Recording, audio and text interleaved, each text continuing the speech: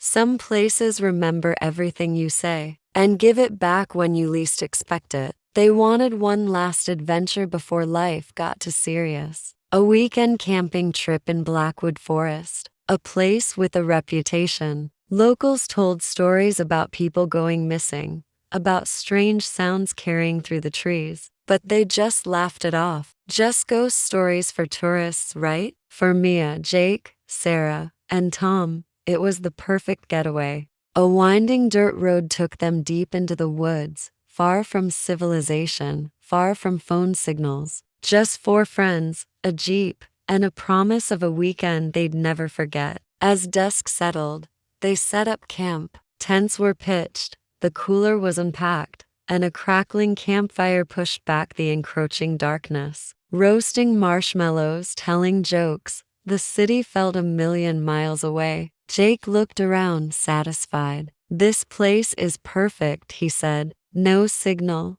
no distractions." Sarah chimed in, teasing, "Just us and the bears." Everyone laughed, their faces glowing in the warm firelight, surrounded by a wall of impenetrable black trees. It felt safe. It felt like their own private world. But as the night grew deeper and the fire burned low, the comfortable atmosphere began to change. Tom yawned, stretching as he got up. "I'm turning in," he announced. "Don't let the ghosts get you." With a few more chuckles, the friends began to drift towards their tents. The lively chatter faded, replaced by the loud, rhythmic chirping of crickets. And then, something else. From far away, carried on the breeze, came the sound of laughter. It was faint, but unmistakable. It was their own laughter, echoing back at them from minutes ago. Mia paused, a shiver running down her spine. "Did you guys hear that?" Jake,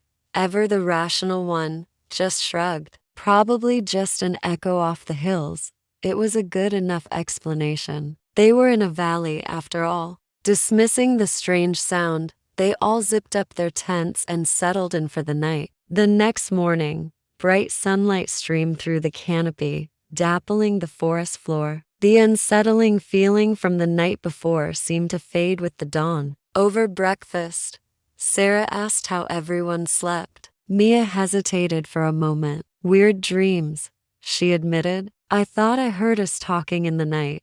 Tom, pouring coffee, chuckled. "This forest has great acoustics," he remarked. The incident was brushed aside, filed away as a quirk of the landscape. After breakfast, they decided to explore, setting off on a hike along a marked trail. The day was beautiful. They took photos, admired the scenery, and felt the last of their unease melt away in the warm afternoon sun. Then Sarah stopped dead in her tracks. "Wait, listen," she whispered, her eyes wide. The others fell silent, straining to hear. And there it was again, a voice, faint and distorted, drifting from deeper in the woods. It was Tom's voice, clear as day, saying the exact words he had spoken that morning. "This forest has great acoustics." A cold knot formed in Tom's stomach. "That's what I said this morning."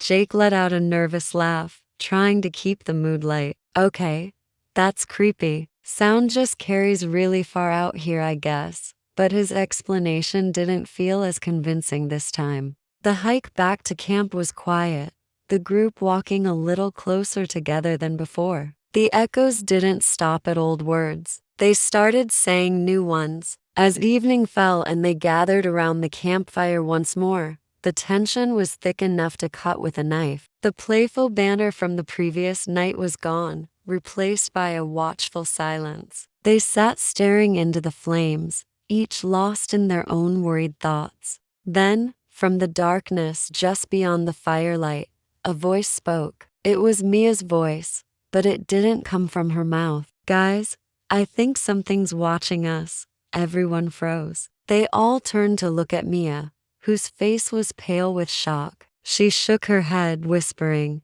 "I didn't say that." Her lips hadn't moved. Panic began to set in. Jake jumped to his feet, his voice shaking. "Okay, who's messing around? Is this a prank? Hidden speaker?" There was no answer but the rustling of leaves in the wind. Later, The group was still on edge. Sarah announced she was going to get some water from the nearby stream, just a short 20-yard walk from the campsite. Be right back, she called over her shoulder. The others watched her small figure disappear into the gloom. A minute passed in heavy silence. Then, a voice screamed from the direction of the stream. It was Sarah's voice, filled with terror. "Help, I'm lost." Tom leaped up. "Sarah?" They grabbed their flashlights and started shouting her name, their beams cutting frantically through the darkness. Just then, the real Sarah walked back into the clearing, looking completely confused. "What? I was only gone a minute. What's all the shouting about?" But her voice didn't stop.